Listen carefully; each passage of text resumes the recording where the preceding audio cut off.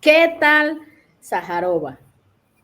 Mientras el Titanic se hunde, ellos pelean por quedarse al mando. Así de irónico ha sido el comentario de María Sajarova respecto al debate presidencial entre Donald Trump y Kamala Harris. Y así, para la dama rusa, el imperio se hunde irremediablemente. Veamos el siguiente informe. Sájarova los humilló. La portavoz del Ministerio de Asuntos Exteriores ruso, María Sájarova, fue contundente al comparar el reciente debate entre Donald Trump y Kamala Harris con un combate de lucha libre en el Titanic. Una metáfora que deja entrever lo que Rusia realmente piensa de la situación política actual en Estados Unidos. El barco se está hundiendo y los candidatos no hacen más que enfrentarse en una arena que no les pertenece. Mientras los dos principales candidatos a la presidencia norteamericana intercambian dardos sobre cómo resolver la guerra en Ucrania, en el Kremlin no hay más que burla. Sájarova dejó claro que ninguno de los planes expuestos durante el debate sobre cómo manejar al presidente ruso Vladimir Putin tiene peso. En su intervención en Sputnik Radio, Sájarova preguntó con desdén: es una gran noticia para nosotros ver otro espectáculo organizado por personas que claramente no asumen ninguna responsabilidad por sus palabras. Esta crítica no es una simple respuesta política, es un golpe calculado, un mensaje al mundo. Estados Unidos está perdiendo el control y ni siquiera sus candidatos logran ofrecer soluciones coherentes.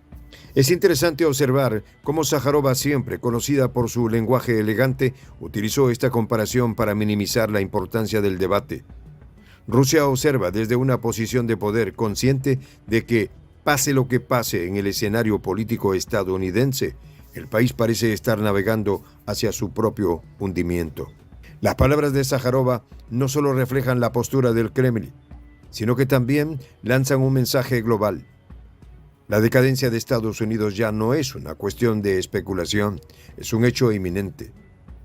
Trump, durante el debate, afirmó con seguridad que si él hubiera sido presidente, Putin nunca habría invadido Ucrania. Pero lo más intrigante fue su promesa de detener la guerra en 24 horas, sin detallar cómo. ¿Qué tal, amigos de Prensa Alternativa? Un gusto saludarles. De inmediato vamos con este análisis. Nancy, ¿cómo estás? Hola, mira, Elvis, ¿cómo estás? Saludos también a todos los que nos observan en Prensa Alternativa. Pues mira, creo que mejor no lo pudo haber dicho Sájarova. Son el Titanic hundiéndose, están en decadencia. Y es una decadencia que no solamente se encuentra en el ámbito político, sino que toca diferentes ámbitos de la vida del país. Estamos hablando de decadencia económica, en términos sociales. Lo político que fue lo que más quedó en evidencia en este debate, un debate que incluso la propia BBC, y me voy a permitir citar en este momento, la propia BBC hizo una nota al día siguiente del debate, cuyas dos primeras líneas decían lo siguiente: fueron 90 minutos con muchas acusaciones, pocas propuestas y varias mentiras. O sea, si la BBC, esta es la caracterización que le da al debate presidencial estadounidense, no tenemos más nada que decir. O sea, ya ni ellos mismos, ni los que quisieran poder decir otra cosa del debate presidencial estadounidense, lo pueden decir. Les toca decir lo que es más que evidente para todos. Pero en este debate quedó en evidencia el lado político, la decadencia en términos políticos. Pero no solamente se limita a esto, la decadencia de los Estados Unidos, porque el tema económico, que además es algo con lo que van a tener que lidiar Biden, bueno, en sus últimos días de gobierno, no sé si estará consciente de lo que sucederá, pero Kamala Harris sí va a estar muy consciente, porque quizás el tema económico le pase factura a la hora de que el votante se dirija a los centros.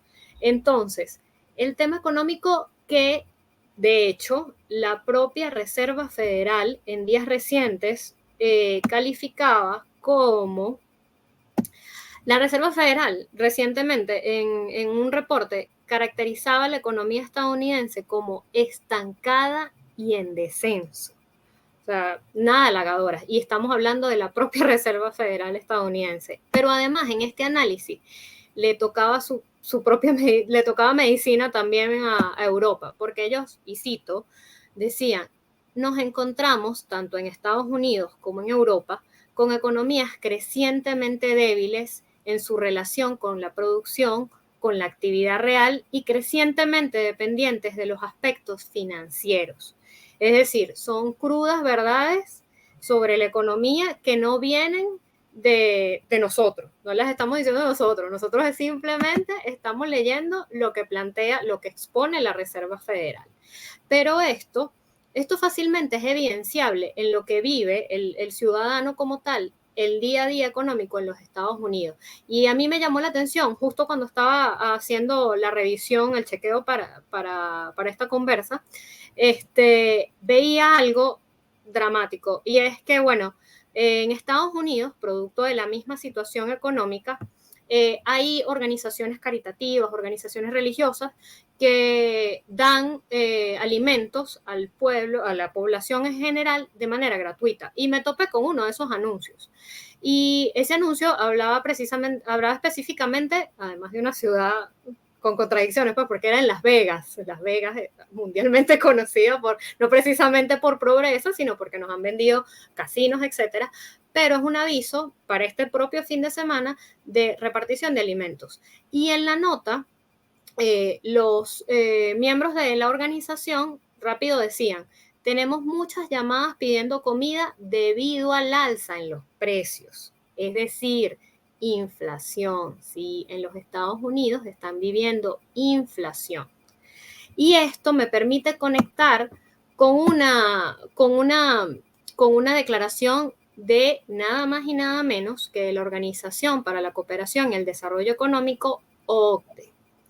La OCDE decía con respecto a la economía estadounidense, desde el año pasado, los precios de bienes y servicios en Estados Unidos, no estamos hablando de Venezuela, han sufrido un incremento notable, superando el crecimiento observado en otras naciones del grupo de los 7, del G7.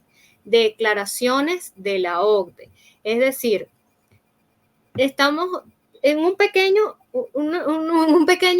esbozo de lo que está viviendo la economía estadounidense y que refleja, mientras Zaharova hablaba de la debacle que significó este debate presidencial, por acá les ponemos el tema económico. ¿Cómo está el tema económico? Que es otro de los huecos que tiene ese Titanic del cual hablaba Zaharova. Es decir, este debate presidencial se da en este entorno, en un entorno que claramente tiene caracterizado Rusia y que por eso Zaharova, tan certera como siempre, les dice el Titanic, porque no hay otra forma de caracterizarlo. ¿No crees tú, Mirelvi? Totalmente, Nancy. Es que Estados Unidos enfrenta graves problemas a lo interno, ¿no? No solamente por la fractura política, por la contienda electoral, sino también precisamente esos huecos en lo económico, en lo social y también en lo energético y actualmente en la infraestructura eléctrica. Hay un desastre de proporciones épicas en Estados Unidos actualmente con apagones, señores, con apagones en ciudades enteras. Debido a la mala infraestructura eléctrica que por décadas no han reestructurado. Es decir, el gobierno de los Estados Unidos se ha encargado de financiar golpes de Estado, de financiar partidos políticos de derecha en países clave donde existen recursos, está caso Venezuela, caso Nicaragua, y ha abandonado a su propio país, es decir, los políticos estadounidenses que se sientan en la Casa Blanca no hacen gestión, simplemente basan todo su gobierno en su política exterior y en garantizar no perder el poder político que tienen en el orden mundial. Sin embargo, esto ya está a punto de cambiar precisamente por el error fatal de Estados Unidos de financiar a Ucrania para atacar a un presidente como Vladimir Putin. Y hablando de este tema del debate, bueno, en ese mismo debate, el republicano Donald Trump expresó también su deseo de mediar en la resolución del conflicto en Ucrania. Incluso él prometió que si ganaba la carrera presidencial, tiene la intención de mantener negociaciones con el presidente Vladimir Putin y también con Zelensky. Incluso osó en decir que quiere detener el conflicto. Y cito textualmente sus palabras: conozco tanto a Putin como a Zelensky y me respetan. Si gano, los llamaré a ambos y negociaremos. Estamos ahora al borde de la tercera guerra mundial, dijo Trump en el debate televisado, por supuesto, en Filadelfia, con su rival demócrata, la vicepresidenta de los Estados Unidos, Kamala Harris. Pero a todas, bien lo dice el informe, son promesas vacías, porque es que las condiciones en donde ese supuesto escenario pudo haberse dado fue el inicio de la guerra.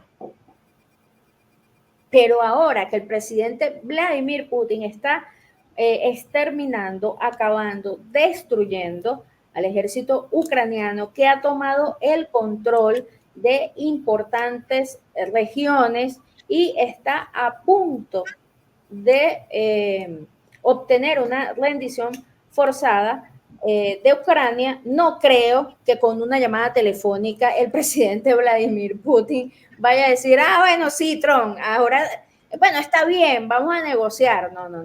Yo creo que ese escenario, como lo dijo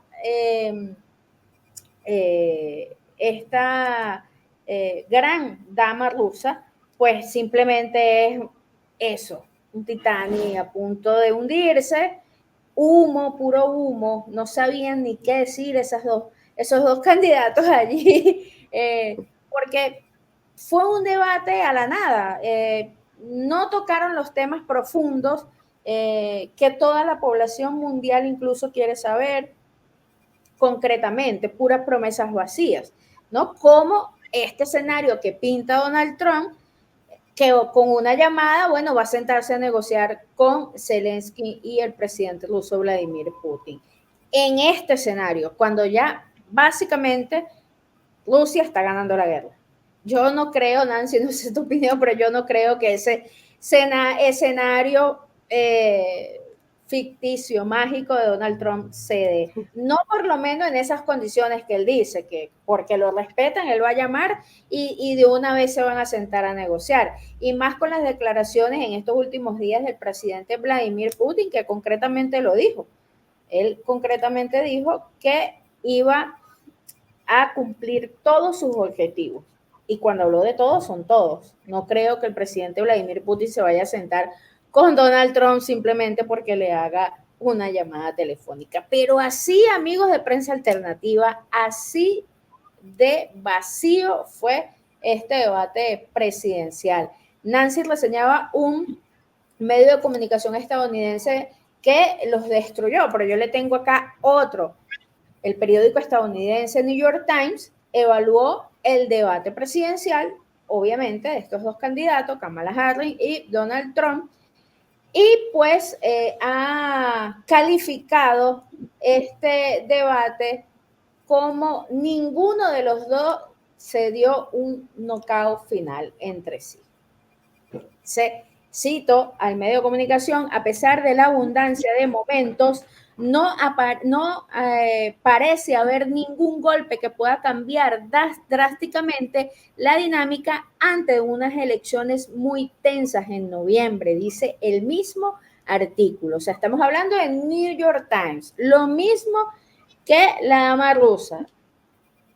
Fue un debate de comedia, o sea, simplemente no dijeron nada importante, ¿no? nada concluyente además.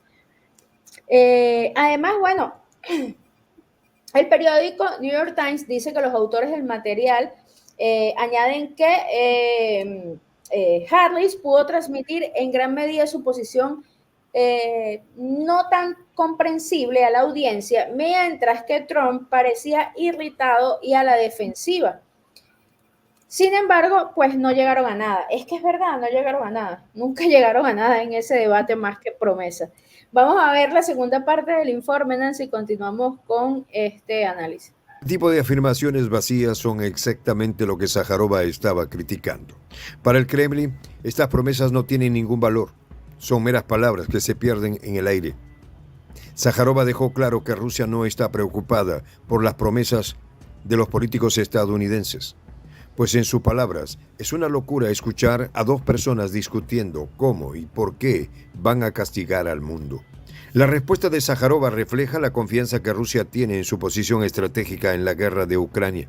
Mientras que en Estados Unidos los candidatos debaten sobre posibles soluciones, Rusia ya ha trazado su propio camino, uno que a ojos del Kremlin no depende de la política exterior estadounidense. Al fin y al cabo, el Kremlin parece estar más enfocado en consolidar sus avances en el terreno, mientras Estados Unidos se sumerge en sus propios dilemas políticos. A nivel geopolítico, la burla de Sájarova adquiere una relevancia aún mayor cuando se considera la indiferencia de otros actores internacionales ante el debate. China, por ejemplo, optó por no hacer comentarios. Mao Ning, portavoz del Ministerio de Relaciones Exteriores chino, dijo: las elecciones presidenciales son un asunto que compete exclusivamente a Estados Unidos. Este silencio, en un momento en que Estados Unidos intenta establecer una postura fuerte contra China, es revelador. Los países que antes dependían de las decisiones de Washington, como lo hacía Ucrania antes de la invasión rusa, ahora miran con recelo el destino incierto de una nación que parece perder influencia con cada ciclo electoral. La percepción de debilidad en Estados Unidos es clara, no solo en las palabras de Trump, quien atacó repetidamente a la administración Biden por no evitar la invasión rusa, sino también en las acciones que Harris intentó justificar durante el debate. Harris afirmó que la administración Biden merecía crédito por haber reunido aliados para apoyar a Ucrania, pero en el Kremlin esta afirmación no resuena con la misma fuerza. Desde la perspectiva rusa, la administración Biden es vista como débil, incapaz de tomar medidas decisivas que realmente afecten el curso de la guerra. Sájarova lo dijo claramente. No asumen ninguna responsabilidad por sus palabras. La idea de que el destino de la guerra en Ucrania depende de lo que ocurra en Washington es vista con escepticismo en Moscú. Las decisiones militares en el terreno, especialmente aquellas relacionadas con el armamento avanzado que Rusia sigue desplegando, son los que realmente cuentan. Las tácticas rusas, cada vez más sofisticadas y efectivas, han demostrado que el enfoque bélico de Moscú está diseñado para desafiar cualquier intervención externa, ya sea diplomática o militar. Sájarova sabe bien que mientras en Estados Unidos debaten en el Kremlin, ya están ejecutando. Es crucial destacar cómo el armamento ruso ha jugado un papel fundamental en la consolidación de su poder en Ucrania. El uso de misiles hipersónicos como los Kinjal han sido un golpe demoledor para las defensas ucranianas, especialmente en áreas estratégicas como Kiev. Continuamos con este análisis, Nancy. Sí, fíjate, ahí hay una parte en esta segunda parte del video, yo rescato las posiciones tanto de Sájarova como de China. O sea, una posición Sájarova desde la acidez que la caracteriza, lo que quiere decir es, mire, ustedes tienen bastantes problemas allá en lo interno, nosotros nos encargamos, no creemos en esas soluciones que están planteando, nosotros nos encargamos de lo nuestro porque tenemos una ruta trazada.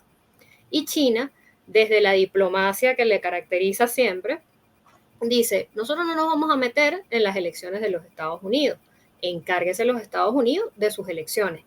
Pero además esto no solamente es una expresión de lo que ellos mismos quieren para el mundo, sino además de lo que esperarían ellos recibir de los Estados Unidos.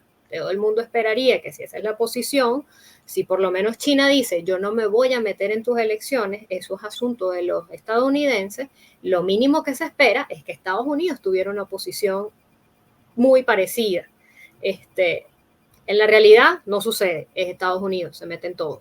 Y eso se quedó evidenciado en el debate, quedó muy evidenciado en el debate donde por momentos parecía una competición de quién se mete más con China. No, yo soy más malo que tú con China. No, pues resulta que yo soy más malo que tú. Ah, ok, excelente. Este es el debate presidencial estadounidense. Y eso fue tan evidente que, hubo acusaciones, por ejemplo, del lado de Kamala Harris, diciéndole a Trump, criticándole los elogios que había tenido con respecto a Xi Jinping, diciéndole cosas como que él los había vendido a China, que durante la gestión de Trump se había vendido los Estados Unidos a China. Concretamente, citando en este momento, Kamala dijo en un momento, bajo la presidencia de Donald Trump, acabó vendiendo chips a estadounidenses a China para ayudarles a mejorar y modernizar su ejército. Esa fue una de las acusaciones.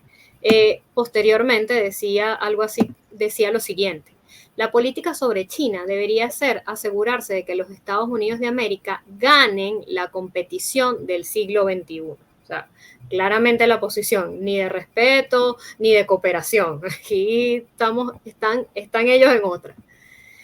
Eso por supuesto era Kamala por un lado. Por el otro estaba entonces Trump en esta competición de quién es más malo contra China, diciendo que, recalcando, encarándole que durante su gobierno era donde más le habían aplicado aranceles a los productos chinos. Pero además, recordemos también cosas como la guerra contra TikTok, la competición por la 5G, por la tecnología 5G, que tuvo como principal epicentro la empresa china Huawei. Todo esto fueron las cosas que sucedieron durante el gobierno de Trump.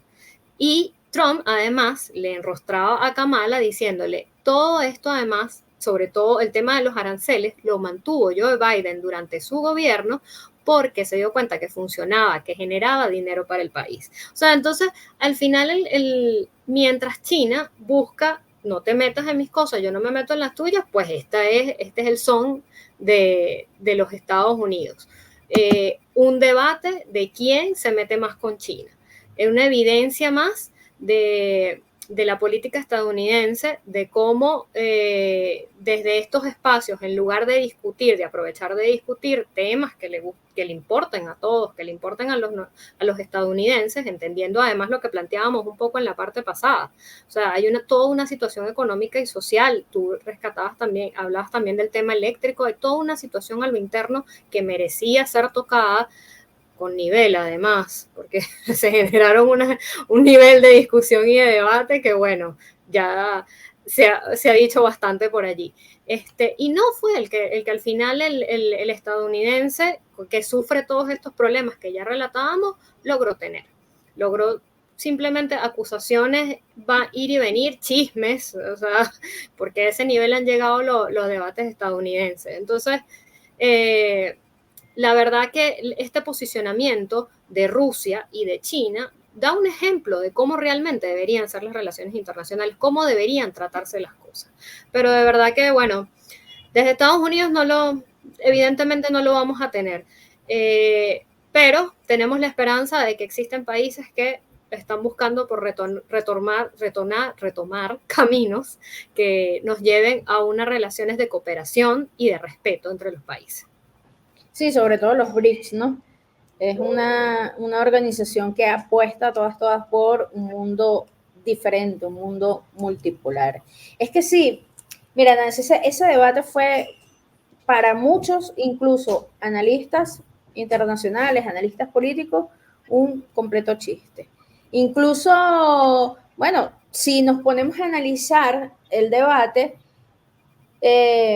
Kamala Harris no dijo nada sobre sus propios planes de apoyar o no a Zelensky durante el debate. O sea, concretamente no dijo, mira, sí, yo voy a apoyar a Ucrania y voy a apoyar más ayuda financiera y voy a enviar más armas, ¿no? Ella no dijo absolutamente nada concreto acerca si terminaría apoyando o no a Zelensky si ganaba la carrera presidencial. Y bueno, y cito lo que publicó un medio estadounidense: Harris no ha presentado ninguna agenda futura sobre cómo eventualmente pudiera manejar su administración el caso de Ucrania, decía este artículo. Y es verdad, en el debate nunca concretamente dijo cuáles eran sus propias ideas con respecto a este tema, si continuaría apoyando la guerra o si por el contrario buscaría negociar, absolutamente nada, ni tampoco el tema del financiamiento. Lo que sí sabemos, Nancy, es que este año fiscal se le acaba el dinero aprobado por el Congreso a Zelensky. Incluso el portavoz del Pentágono dio unas declaraciones el día de hoy donde decía que a todas se tenía que gastar más de 5.900 millones de dólares asignados a Kiev antes del 1 de octubre.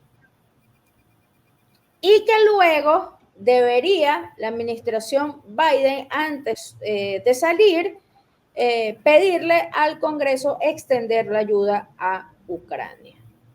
Entonces, fíjate, hay un dinero que estaba destinado a Kiev que Kamala no le ha dado a Zelensky. Pero tampoco dice en el debate que lo va a apoyar, ni con cuánto lo va a apoyar, si va o no a enviar armas. Entonces este debate estuvo con muchos vacíos, muchos huecos en realidad. Y por otro lado, incluso Donald Trump dijo que no quería darle otra ronda de debates a Kamala. Esto lo dijo Donald Trump el día de ayer. Y voy a citarlo textualmente porque es interesante lo que él plantea. Dijo que no tiene planes de celebrar otra ronda de debates con la candidata demócrata Kamala Harris.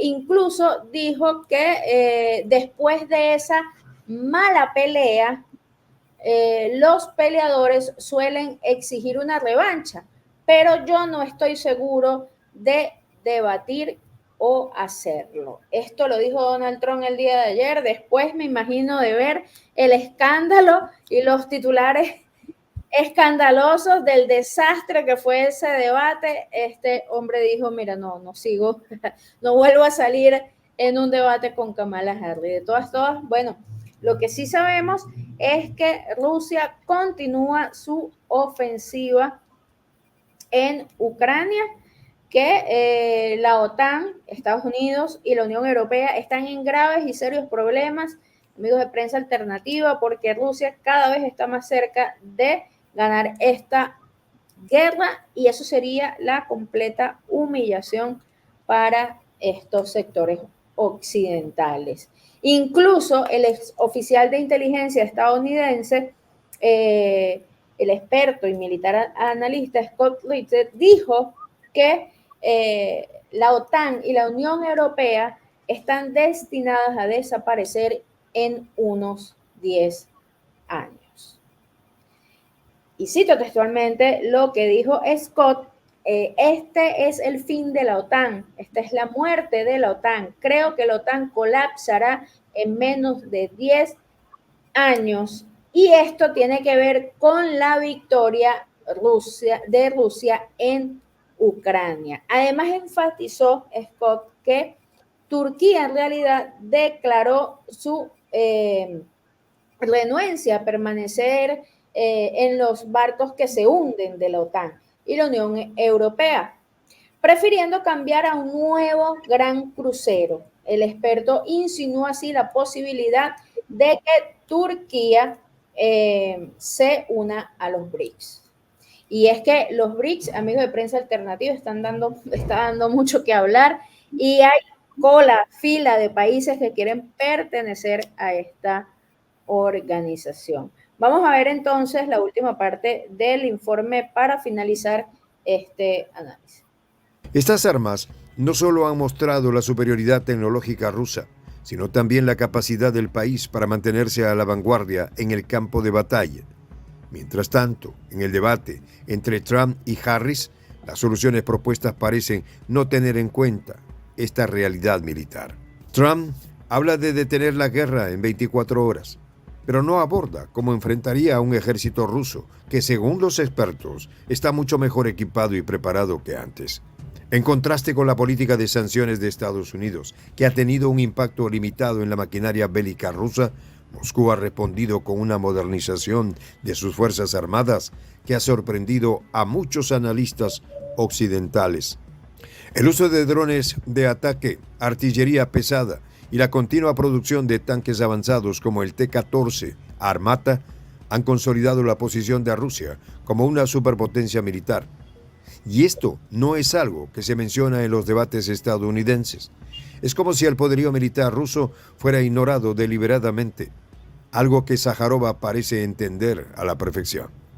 La frase de Zaharova sobre el Titanic no es solo una burla al espectáculo político, sino una advertencia sobre el inevitable declive de Estados Unidos como potencia global. Mientras en Washington se aferran a las promesas de soluciones rápidas, en el Kremlin se preparan para un futuro en el que Estados Unidos ya no dictará las reglas de juego. Las cifras lo confirman. El gasto militar ruso sigue en aumento, mientras que en Estados Unidos los recortes presupuestarios y las divisiones internas han debilitado su capacidad de responder con contundencia en escenarios internacionales. En definitiva, el debate entre Trump y Harris ha sido una muestra para Rusia de que su estrategia en Ucrania está funcionando. Mientras los candidatos discuten cómo lidiar con Putin, el presidente ruso continúa consolidando su posición, utilizando tácticas militares que han dejado a las fuerzas ucranianas en una situación crítica. Mientras el Titanic norteamericano se hunde, Rusia sigue consolidando su poder imparable y cada vez más seguro de su posición en el escenario global. Nancy, tus consideraciones finales. Bueno, fíjate, hay uno, en esta parte del video creo que podemos ver en la contraposición de un Trump ofreciendo que en 24 horas cuando llegue, bueno, dos momentos, porque él en el debate tuvo dos momentos.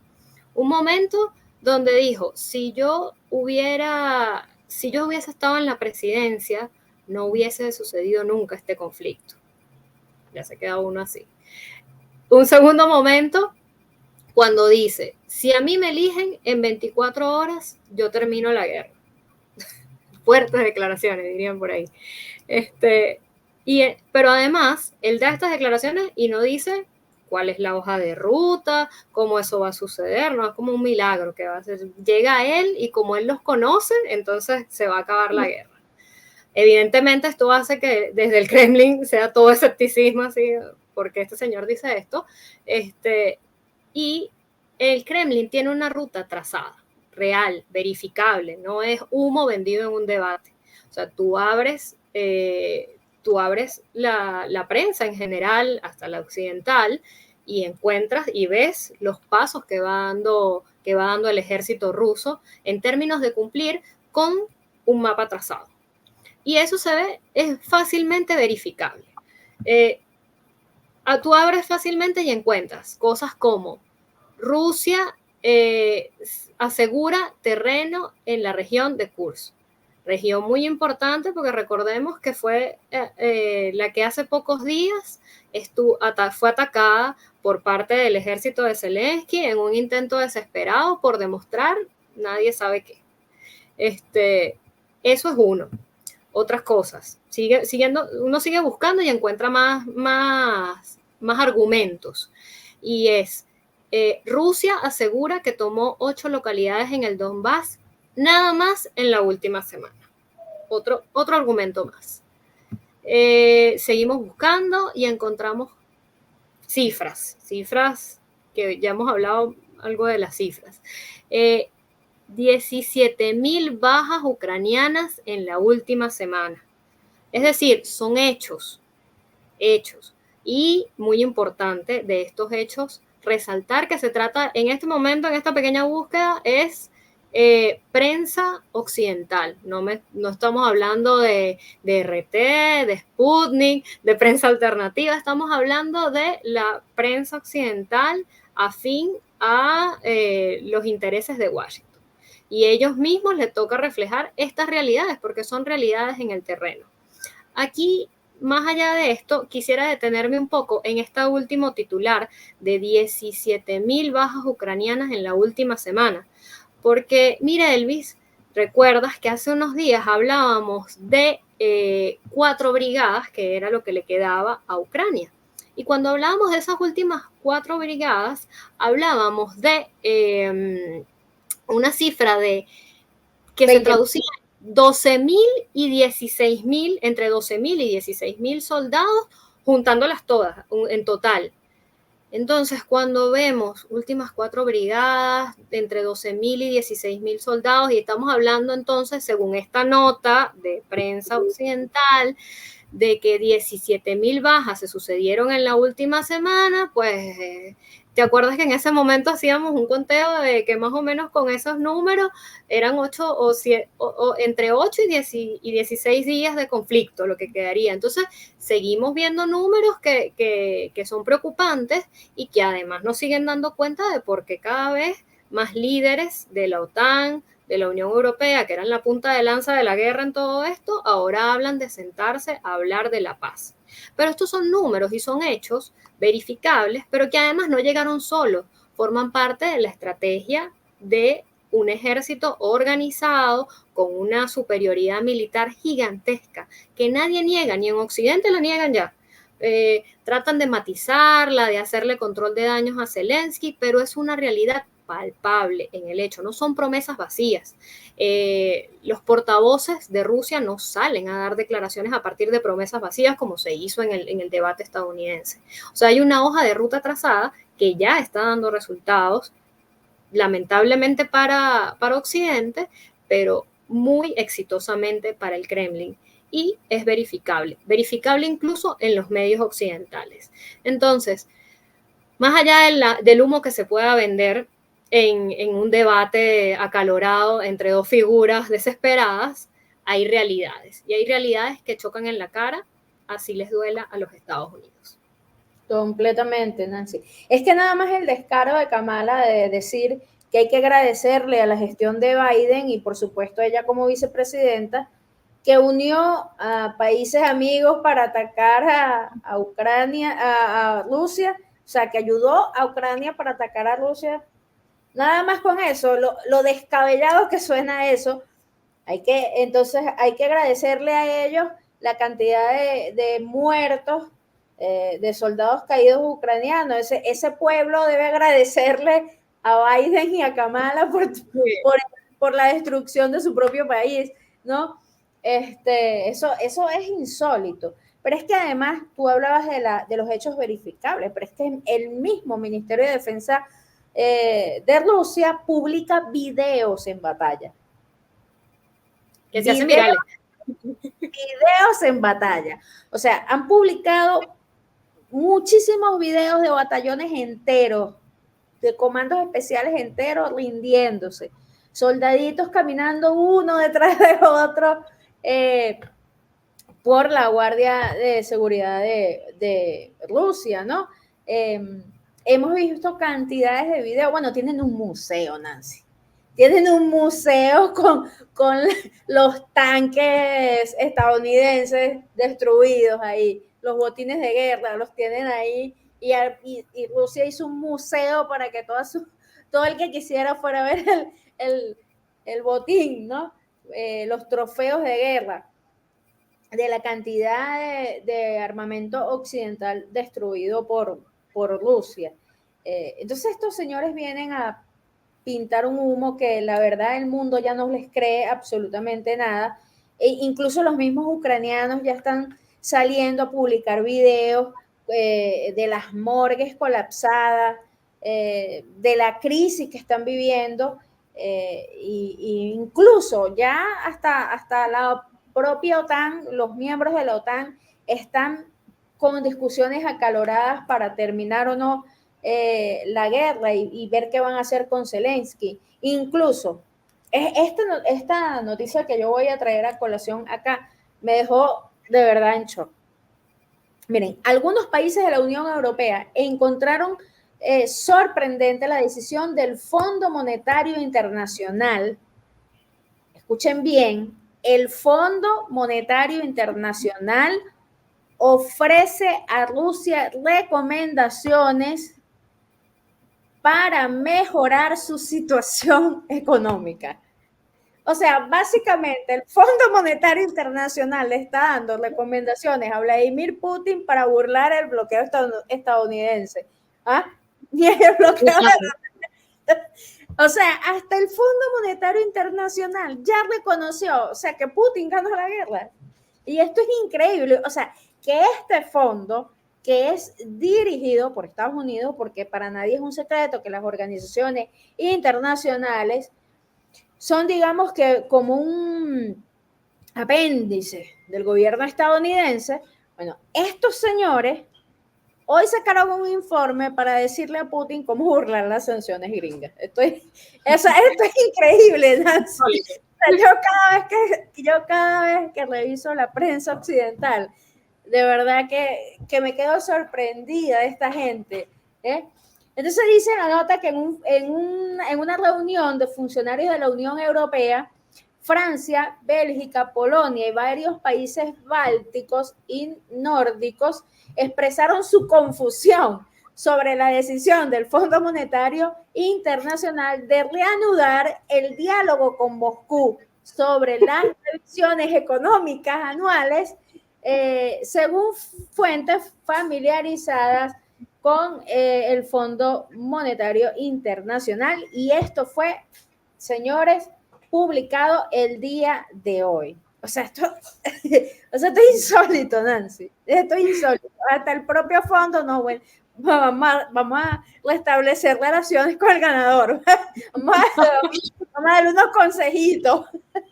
Esto es realmente insólito. Y esto lo publicó Bloomberg.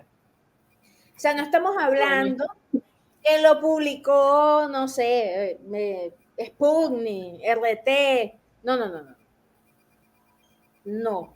Prensa occidental, amigos. Prensa occidental reseñó esta noticia el día de hoy, que por supuesto se hizo viral en el sector económico. Todos los analistas económicos internacionales están hablando de esto. O sea, hasta el mismo fondo está reconociendo que Rusia ganó y ya quiere restablecer relaciones con Rusia de una vez. O sea, no va a esperar la rendición de Ucrania, sino que de una vez ya le está dando consejitos al presidente Vladimir Putin. Esto es insólito. De todas, Nancy, hace pocos días, ayer, se reunió Biden con Steinmeier en la Casa Blanca. Supuestamente, miren, la prensa occidental amarillista comenzó a publicar que Biden iba a discutir el permiso para darle la autorización a Ucrania para atacar a Rusia con armas de largo alcance. Y se hizo todo un revuelo el día de ayer, toda la prensa occidental diciendo que sí, que ahora sí, que Biden le iba a dar el permiso, que ahora sí Ucrania iba a atacar a Rusia. Pues salió Biden de la reunión y no dijo nada. No dijo nada. No le dijo nada a la prensa, no le dijo sí, no dijo nada. Sencillamente dice la nota que los líderes mantuvieron discusiones en profundidad sobre una serie de cuestiones de política exterior de interés mutuo. Reafirmaron su conjunto apoyo a Ucrania para defenderla. Sin embargo, cabe destacar que no emitieron ninguna información sobre la decisión de Washington y Londres de utilizar misiles occidentales por parte de las Fuerzas Armadas de Ucrania para atacar el territorio ruso. El presidente estadounidense Joe Biden y el primer ministro británico Boris Johnson no hicieron más que reafirmar el apoyo. más nada. Solo volvieron a decir, sí, mira, sí, vamos a apoyar a Ucrania. Claro que sí, estamos de acuerdo, vamos a apoyar a Ucrania. Pero no dieron el permiso. Este silencio y esta omisión, porque la prensa occidental hizo un escándalo en los titulares, ahora sí, Biden va a aprobar el uso de armas de largo alcance para atacar a Ucrania, y él sale de la reunión y dice, no, le firmamos el compromiso de apoyar a Ucrania. Chao. Biden siendo Biden. Biden siendo Biden, totalmente, Nancy. Bueno, amigos de Prensa Alternativa, de verdad ha sido un placer estar con ustedes el día de hoy. Nancy, gracias por estar aquí con nosotros. Bueno, muchas gracias al público de Prensa Alternativa. Recuerden seguirnos. Sus comentarios son muy importantes para nosotros. Y bueno, será hasta una próxima oportunidad. Mira, Elvis. Gracias, Nancy. Amigos de Prensa Alternativa, como siempre, la invitación para que se suscriban a nuestro canal y activen las notificaciones para que se enteren y se actualicen de todo lo que está pasando en el mapa geopolítico mundial. Yo soy Mira Elvis Gutiérrez y será hasta la próxima.